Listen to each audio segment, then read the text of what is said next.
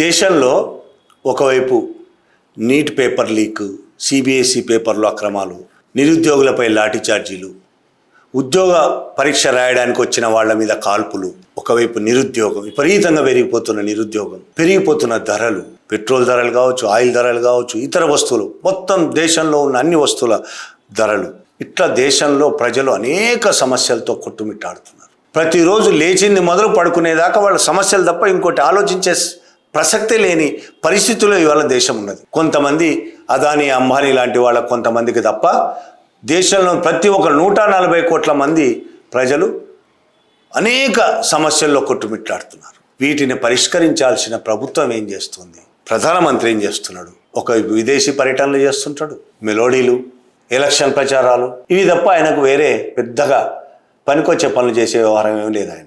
అమిత్ షా ఏం చేస్తుంటాడు? ఇద్దరే కదా ప్రధానంగా ఈ దేశాన్ని మంత్రివర్గం అంటే మంత్రివర్గం ఏం పరిపాలిస్తున్నది? పరిపాలించేది వీళ్ళిద్దరు. అమిత్ షా ఏం చేస్తున్నాడు? 2029కి మనం ఏం చేయాలి, గెలవాలంటే ఏం చేయాలి, 2029కి గెలవడం కోసం మనం చేయాల్సిన కుట్రలేంటి అనేది ఆయన ప్లానింగ్ చేస్తున్నాడు. ఆ పని చేసుకుంటూ పోతున్నాడు. మోడీ, అమిత్ షాలు కలిసి, ఒకవైపు మోడీ ప్రపంచ దేశాలు తిరుగుతూనే వీళ్ళిద్దరు కలిసి చేస్తున్న కుట్రలు ఏంటంటే, దేశమంతా ఒకవైపు అల్లకల్లోలంగా ఉంటే వాళ్ళు 2029లో గెలవడం కోసం ఇప్పటి నుంచే వివిధ పార్టీలను చీల్చి అన్ని పార్టీలను సర్వనాశనం చేయడం ఎలా అనే పనిలో ఉన్నాడు. అలాగే వాళ్ళకు కావలసిన చట్టాలను పార్లమెంట్లో నెగ్గించుకోవడం కోసం కావలసిన మెజారిటీ 2029 లోపు సంపాదించడం ఎలా. ఎంపీ ఎలక్షన్లు అయితే, పార్లమెంట్ ఎన్నికలు అయితే ఈ లోపు జరగవు కదా, 2029లో జరుగుతాయి. ఇప్పుడు వాళ్ళకి మెజారిటీ లేదు. చంద్రబాబు నాయుడు, నితీష్ కుమార్ మీద ఆధారపడి ఉన్నారని నిన్నటిదాకా అనుకుంటున్నాం. కానీ వీళ్ళెవ్వరి మీద ఆధారపడకుండా సొంతగా బలం పెంచుకోవాలి. చట్టాలు కావాలి, కొన్ని బిల్లులు పాస్ చేయాలంటే 2/3 మెజార్టీ కావాలి. కాబట్టి ఆ మెజార్టీని కూడా 2029 లోపే సాధించుకోవాలి. ఎట్లా సాధించుకుంటారు? ఎన్నికలు అయితే లేవు కానీ సాధించుకోవాలి. ఎలా? అది మొదలుపెట్టారు. ఆమ్ ఆద్మీ పార్టీ నుంచి స్టార్ట్ చేశారు వాళ్ళు. ఆమ్ ఆద్మీ పార్టీలో 7 రాఘవ్ చెడ్డా నాయకత్వంలో 7 వాళ్ళ పార్టీలో చేర్చుకున్నారు. ఆ నెక్స్ట్ జరిగింది ఏంది? టీఎంసీ బెంగాల్లో అనేక అక్రమాలు చేసి, ఓటు చోరీ చేసి, అక్రమంగా గెలిచినట్టు చూపించుకొని అధికారంలోకి వచ్చి నెక్స్ట్ వాళ్ళ ఎంపీలను చీల్చడం మొదలుపెట్టారు. 20 మంది ఎంపీలు, టీఎంసీ ఎంపీలు బీజేపీలో చేర్చుకుంటే టెక్నికల్ ప్రాబ్లమ్స్ వస్తున్నాయని చెప్పి, దాదాపు బీజేపీయే కానీ national citizens party of India NCPI అనే పేరుతో ఊరు పేరు లేని ఒక త్రిపురలో ఉన్న ఒక చిన్న పార్టీని, ఆఫీస్ కూడా లేని పార్టీలో వీళ్ళని చేర్చి బీజేపీకి అనుబంధ సంస్థ అది. 20 మందిని చేర్చుకున్నారు. అక్కడికి సరిపోతుందా? సరిపోదు. గతంలోనే చీల్చిన శివసేన, NCPలు మహారాష్ట్రకు సంబంధించి దాని మీద కూడా మళ్ళీ కన్నేశాడు అమిత్ షా. ఉద్ధవ్ ఠాక్రే శివసేన నుంచి మళ్ళీ 6 ఎంపీలు, వాళ్ళకు ఉన్నదే 800-900, మళ్ళీ 6 ఎంపీలని చీల్చి బీజేపీలో చేర్చుకున్నాడు. బీజేపీ అంటే ఇప్పుడు బీజేపీలో కాదు, అక్కడ కూడా షిండే వర్గం శివసేనలో చేర్చుకున్నాడు. ఇదంతా చేస్తున్నది అసలు షిండే వర్గంలో చేరడానికి ఉద్ధవ్ ఠాక్రే వర్గ ఎంపీలు షిండే వర్గంలో చేరడానికి డబ్బులు ఇచ్చింది, ప్లాన్ చేసింది, కుట్ర చేసింది షిండే కాదు, అమిత్ షా. కోట్ల రూపాయలు, ఎన్ని కోట్లు ఇచ్చారో సంజయ్ రౌత్ స్వయంగా చెప్పాడు. ఉద్ధవ్ ఠాక్రే సంబంధించిన పార్టీ ఎంపీ స్పోక్స్ పర్సన్ చాలా స్వయంగా చెప్పాడు, ఒక్కొక్కరికి 50 కోట్లు ఇచ్చాడు. ఇది మొత్తం చేసింది, మొత్తం ప్లాన్ చేసింది, కుట్ర చేసింది, దాన్ని అమలు పరిచింది, డబ్బులు ఇచ్చింది మొత్తం అమిత్ షా. టీఎంసీ నుంచి నేషనల్ సిటిజన్స్ పార్టీలో NCPIలో చేరడానికి ప్లాన్ చేసింది, అన్ని డబ్బులు ఇచ్చిందంతా మళ్ళీ అమిత్ షానే. అయినా బీజేపీలో చేరడం కాకుండా వేరే పార్టీలో చేర్పించడానికి ఎందుకు ఒక పార్టీ వాళ్ళు తమ పార్టీలో కాకుండా వేరే పార్టీలో చేర్పిస్తారు? డబ్బులు ఖర్చు పెట్టి, కష్టాలు పడి, అన్నీ చేసి, వాళ్ళతో మాట్లాడి చీల్చి, ఇన్ని చేసినా వాళ్ళకి ఇంకా సరిపోవడం లేదు. అయితే దీనివల్ల ఎవరి మీద అయితే ఆధారపడి జీవిస్తున్నారో వాళ్ళు, చంద్రబాబు నాయుడు, నితీష్ కుమార్ పని ఖతం చేశారు. అప్పుడే నితీష్ కుమార్ బయటికి పంపించేశారు. అక్కడ ముఖ్యమంత్రిని JDU కాకుండా బీజేపీ ముఖ్యమంత్రిని పెట్టారు. వాళ్ళని బలహీనపరిచారు. అయిపోయింది నితీష్ కుమార్ పని. ఇక చంద్రబాబు నాయుడు కూడా ఇవాళ భయపడుతూ బతకాల్సిన పరిస్థితి తీసుకొచ్చారు. నిన్నటిదాకా చంద్రబాబు నాయుడు తన మీద ఆధారపడి బీజేపీ ఉన్నది కాబట్టి తను ఏం చేసినా నడుస్తుంది, తనకు రాష్ట్రానికి ఏం కావాలన్నా సాధించుకోవచ్చని కలలు కన్నాడు. ఇవాళ చంద్రబాబు నాయుడు పక్కన పెట్టి ఈగని తీసినట్టు తీసి పడేశారు. ఎందుకంటే 20 మంది టీఎంసీ వాళ్ళు వచ్చారు, 7 శివసేన వాళ్ళు వచ్చారు. కాబట్టి చంద్రబాబు నాయుడు ఈగని తీసినట్టు తీసి పడేశారు. అక్కడితో ఆగలేదు. చచ్చినట్టు ఇప్పుడు చంద్రబాబు నాయుడు బయటికి రాలేడు. ఎన్డీఏలోంచి బయటికి వచ్చి మోడీకి వ్యతిరేకంగా నిలబడే పరిస్థితి చంద్రబాబుకు లేదు. ఒకవేళ ఎన్డీఏ నుంచి బయటకు వస్తే చంద్రబాబు జైలుకి వెళ్తాడు, జగన్ ఎన్డీఏలోకి వెళ్తాడు. సహజంగా జరిగే వ్యవహారం ఇది. కాబట్టి చంద్రబాబు ధైర్యం చేసి ఒకప్పుడు మోడీ మీద ఇష్టం వచ్చినట్టు మాట్లాడి మోడీని వ్యతిరేకించి మోడీని ధిక్కరించి మాట్లాడిన చంద్రబాబు ఇవాళ మోడీకి సలాం అంటున్నాడు, గులాం అంటున్నాడు. ఏది చేయమంటే అది చేస్తున్నాడు. చచ్చినట్టు పడి ఉండాల్సిన పరిస్థితి తీసుకొచ్చాడు చంద్రబాబు నాయుడికి. అక్కడితో మోడీ అమిత్ షా అనుకున్న పనులన్నీ జరుగుతాయా? జరగవు. ఇంకొక ముఖ్యమైన స్టెప్ తీసుకుంటున్నారు, చర్చలు జరుగుతున్నాయి. ఆశ్చర్యం కల్పించే అంశమే కొంతమందికి, అందరికీ ఆశ్చర్యం కలగకపోవచ్చు ఈ విషయం. తమిళనాడుకు చెందిన ద్రవిడ మున్నేట్ర కజగం డిఎంకేలో 22 మంది ఎంపీలు ఉన్నారు. వాళ్ళ మద్దతు తీసుకోబోతున్నారు. డిఎంకే మోడీతో చేతులు కలపబోతున్నాడు, అమిత్ షాతో చేతులు కలపబోతున్నాడు. ఈ వార్త నిజంగానే రాజకీయ వర్గాల్లో సంచలనమైన వార్త. నిన్నటి దాకా స్టాలిన్, డిఎంకే అధ్యక్షుడు స్టాలిన్ బీజేపీకి వ్యతిరేకంగా సీరియస్గా నిలబడి కొట్లాడినవాడు. డీలిమిటేషన్ బిల్లు పార్లమెంట్లో బిల్లు పెట్టినప్పుడు దానికి వ్యతిరేకంగా కొట్లాడి బిల్లు సక్సెస్ కాకుండా చేసినవాడు. హిందీ భాషను తమిళనాడు మీద రుద్దుతున్నారని బహిరంగంగా పోరాటం చేసినవాడు. అనేక రకాలుగా బీజేపీకి వ్యతిరేకంగా పోరాటం చేసినవాడు. ఇవాళ బీజేపీతో చేతులు కలపబోతున్నాడు. రాజకీయాల్లో ఏదైనా జరుగుతుంది అనేది మనం గుర్తుపెట్టుకుంటే స్టాలిన్ చేసింది కొంతమందికి ఆశ్చర్యం కలిగించవచ్చు, కానీ చాలామందికి ఆశ్చర్యం కలిగించు. ఈ డిఎంకే ఎప్పుడు బీజేపీతో చేతులు కలపలేదా? ఇది కొత్త ఏమి కాదు. గతంలో వీళ్ళ నాన్న స్టాలిన్ నాన్న కరుణానిధి వాజ్పేయి ప్రభుత్వం ఉన్నప్పుడు వాజ్పేయితో చేతులు కలిపినవాడే, బీజేపీతో చేతులు కలిపి పనిచేసిన వాడే. ఇవాళ ముందుగానే ఇందులో భాగంగానే ఈ కుట్రలో భాగంగానే డిఎంకే అధ్యక్షుడు స్టాలిన్ ఒక సాకు చూపి కాంగ్రెస్ను బయటికి పంపించాడు అనే వాదన కూడా వినిపిస్తున్నది. ఎలక్షన్స్ అయిపోయిన దాకా తమిళనాడులో మనకు తెలుసు, తమిళనాడు ఎలక్షన్స్లో అతిపెద్ద పార్టీగా విజయ్ పార్టీ ఏర్పడింది. విజయ్ పార్టీకి తక్కువ పడ్డ కొన్ని సీట్లు మద్దతు కాంగ్రెస్, సిపిఐ, సిపిఎం, ఇంకొన్ని చిన్న చిన్న పార్టీలు విసికే ఇటువంటి పార్టీలు మద్దతు ఇచ్చినాయి. డిఎంకే కూటమిలో ఉన్న కాంగ్రెస్ విజయ్కి మద్దతు ఇవ్వడాన్ని స్టాలిన్ వ్యతిరేకించాడు. మాకు చెప్పకుండా మద్దతు ఇస్తావా? అదే స్టాలిన్ తన కూటమిలో ఉన్న సిపిఐ, సిపిఎం, విసికే ఇట్లాంటి పార్టీలు మద్దతు ఇచ్చినప్పుడు ఏమనలే, చెప్పి మద్దతు ఇచ్చాయని అంటాడు. చెప్పి మద్దతు ఇచ్చాయి, ఓకే. మాకు చెప్పకుండా మద్దతు ఇచ్చింది కాంగ్రెస్ కాబట్టి మేము ఇండియా కూటమి నుంచి బయటకు వస్తున్నాం అని ప్రకటించి బయటకు వచ్చేసారు. నిజంగానే జరిగేది ఒకటే, చెప్పి వెళ్ళినా చెప్పకుండా వెళ్ళినా జరిగింది ఒకటే. కానీ ఒక పెద్ద రాజకీయ నిర్ణయం తీసుకుంటున్నప్పుడు చెప్పి వెళ్ళడం, చెప్పకుండా వెళ్ళడం అనే చిన్న విషయాల మీద, ఈగోల మీద ఆధారపడి ఉండవు. కానీ చాలా ప్లాన్డ్గానే స్టాలిన్ ఈ పని చేశాడు అనేది వార్త. ఇండియన్ ఎక్స్ప్రెస్ చెప్తున్న దాని ప్రకారం ఇండియన్ ఎక్స్ప్రెస్ దీని మీద చాలా పెద్ద ఆర్టికల్ ప్రచురించింది. ఒక డిఎంకే ఎంపీ ఇండియన్ ఎక్స్ప్రెస్తో మాట్లాడుతూ తమిళనాడు ప్రభుత్వం తక్కువ మెజార్టీతో, స్వల్ప మెజార్టీతో నెట్టుకొస్తుంది కాబట్టి మా అవకాశాలు తెరిచే ఉన్నాయి. డిఎంకే ఒక పార్టీగా ఐక్యంగా ఉంది. మేము పార్లమెంట్లో కూడా బీజేపీతో చర్చలు జరపగలము.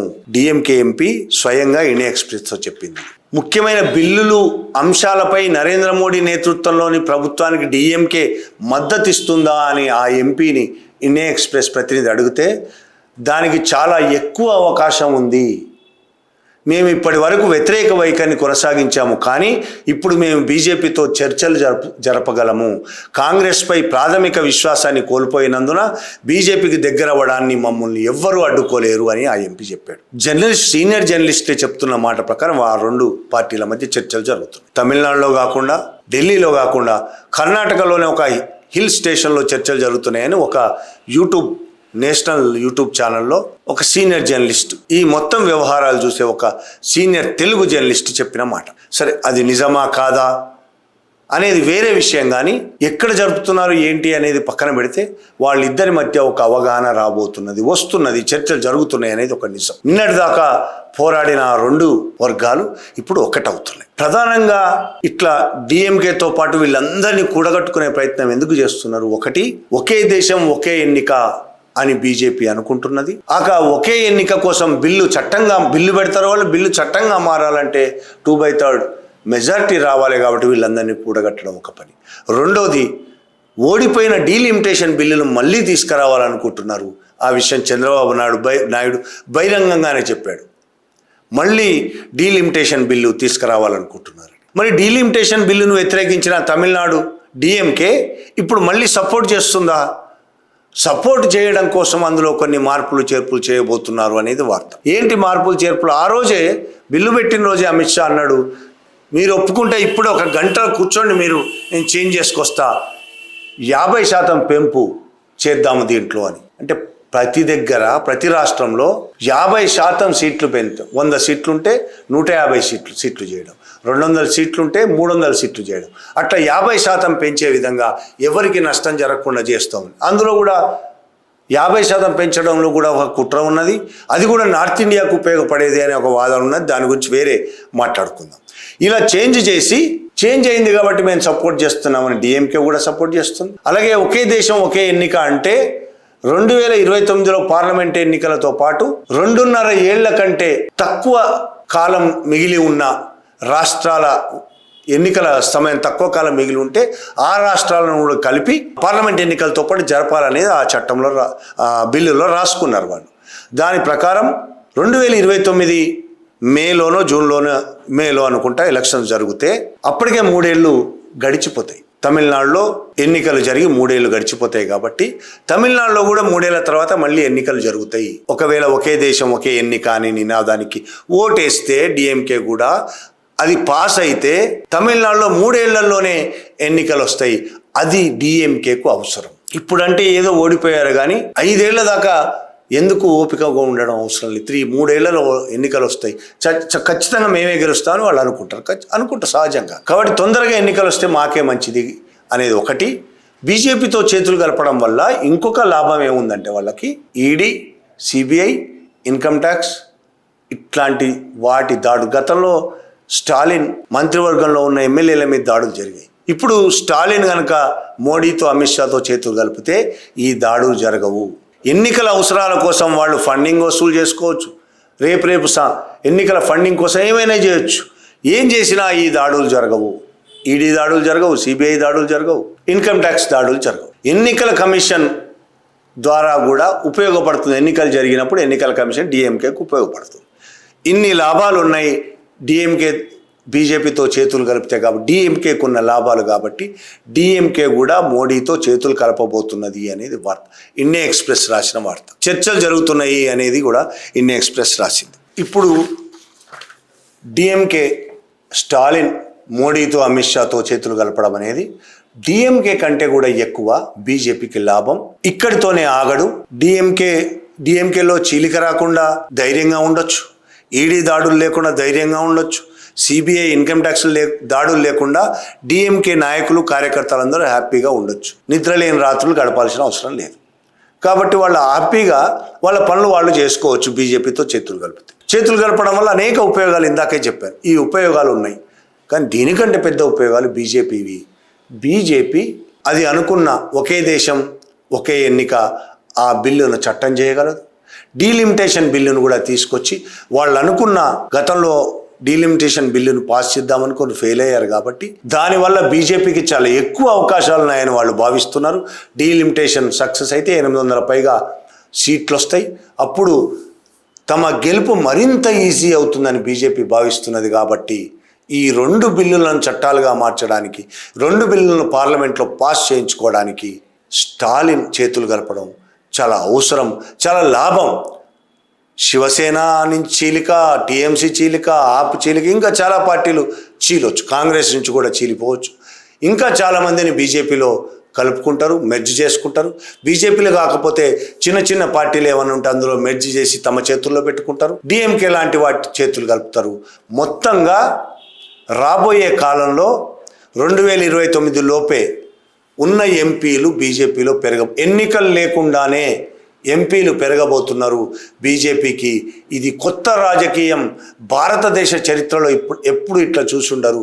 ఇది ఒక కొత్త రాజకీయం, ఇది ఒక కుట్ర రాజకీయం, ఇది అప్రజాస్వామికమైన రాజ్యాంగ వ్యతిరేకమైన రాజకీయం ఇదే బీజేపీ అనుసరించదలుచుకున్నది. రేపు ఇదే రాజకీయంతో హిందూ రాష్ట్రం స్థాపించదలుచుకున్నది. ఈ దేశంలో ముస్లింలను, హిందువులను, దళితులను, మహిళలను, బీసీలను అణిచివేయదలుచుకున్నది ఇదే రాజకీయంతో, నియంతృత్వంతో.